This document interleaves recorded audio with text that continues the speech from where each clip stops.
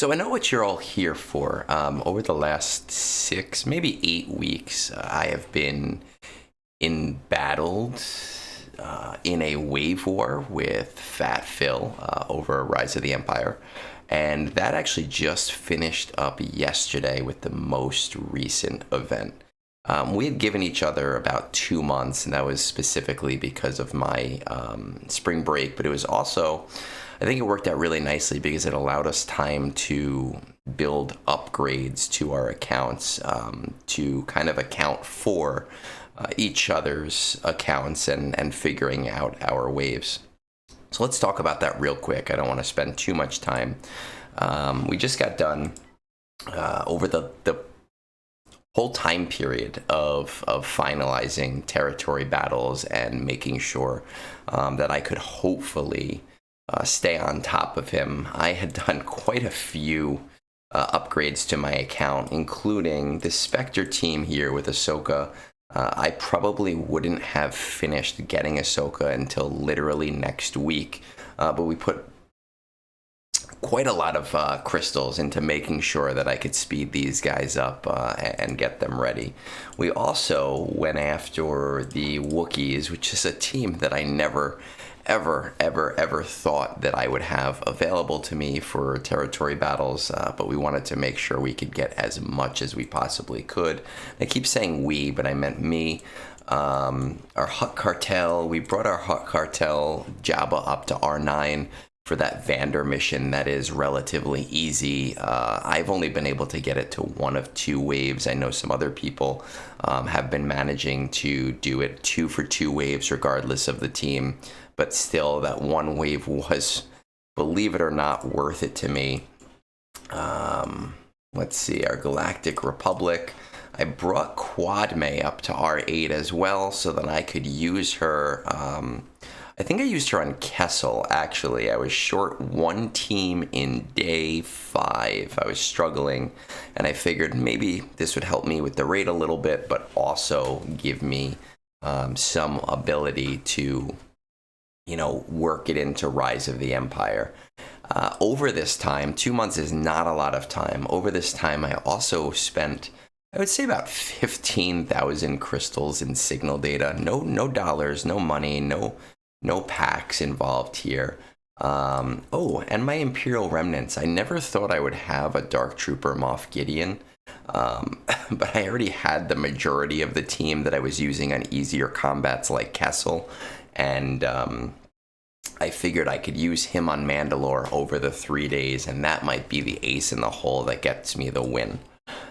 But anyway, throughout this wave war, throughout our entire competition, we actually had, I'm going to be honest, this was a lot closer than I anticipated it being. I really thought that there was no way that he could beat me, even though he was constantly bombarding me with his wave counts in TB.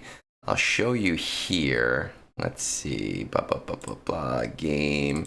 Let's load up Discord. Where is Discord? Discord doesn't want to load up right now for some reason. Discord. I don't know. Discord doesn't want to load up. It doesn't want to show its face today. But essentially what happened... there it is. Perfect. Each of these days, going into each of the days, day 1, he was down 1 wave. I managed a full clear completely on auto, including the fleet wave. He dropped that fleet wave. Day 2, we both perfect cleared it with the exception of the fleet wave, and neither of us did the Geonosis wave. I know he was thinking about upgrading those characters. I had no intention to, and I was a little nervous about him taking that plunge. Day 3, again, both of us had pretty much perfect days. His special missions were down because he does that clone mission in day 4, not day 3. And then day 4, I pulled ahead, right, with getting a couple of extra missions on him and having the depth of my roster to attack a little bit more, which put me 3 waves ahead of him going into day 5. But somehow on day 5, I lost some battles and got 1 of 2 on some battles that I really thought were brain dead easy and that I didn't think I would have a problem with. He pulled ahead there in day 5, which basically put us completely smack dead even, right? Both of us in first place in our guilds, 124 waves going into day 6. Now, when we talk about day 6 and we talk about what happens there, it was Easter. Well, it was Saturday. It was the day before Easter. We were both worried about our guilds finishing up planets ahead of time, which, I was very, very nervous about. So we ended up doing our battles on the earlier side. And I kept updating him of my wins. And this asshat would keep tight-lipped all the way until the end. Every time I'd win a battle, I'd message him and be like, hey, I'm at this waves right now. I won't be able to do some more for an hour because I'm at my in-laws' house. And I'll say it was close. He had me very nervous.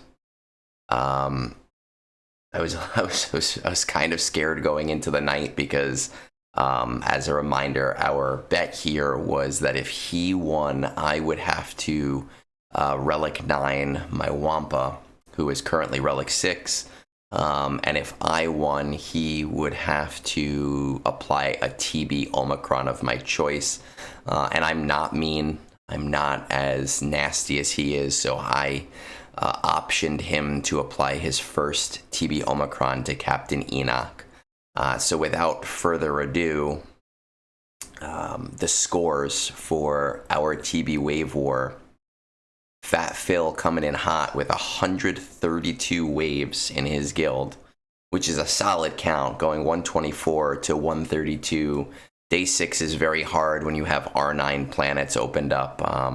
Some of the combats that are not anywhere near as easy, especially if you have characters who are needed for platoons. It's very hard to replace those characters. Unfortunately for him, I managed 136 waves, even with a really bad Phase 6. Because I have to platoon old Daka, my Night Sisters went 0 for 2, which is insane. That never happens. My Lord Vader, I think, only went 1 for 2, which was insane. My Leia went 1 for 2 on Mandalore, which was... I've never seen that happen ever. That really annoyed the hell out of me. And my DTMG, who had been doing 2 for 2 waves, also went 1 for 2. So I beat him by 4 waves. It's got to be embarrassing for him because I know he's a TB officer in his guild, and his guild was looking up to him. But what I do want to say is this has actually just been a conspiracy theory. This entire wave war really came down to his guild reaching out to me, knowing that I was a friend of his and saying, hey, listen, Egg, Phatphil's really been slacking in TB. We need you to light a fire under his ass.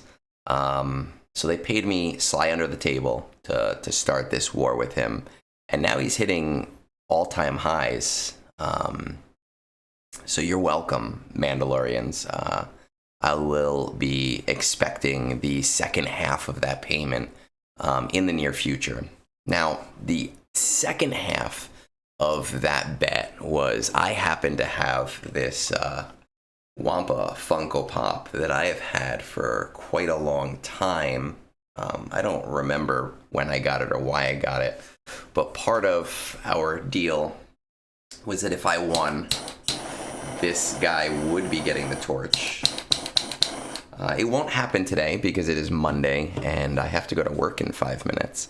But sometime in the near future, we will be torching the Wampa. Probably not inside, so I don't know what the video quality will be like. But we will be setting him on fire. I will option a bounty to Phil, the inferior territory battles player, that I will save the Wampa And I will even mail him the Wampa for $50. So if he's really the king of the Wampas and he really wants to save this guy, that's all it'll take. Otherwise, it's happening. Stay classy, nerds.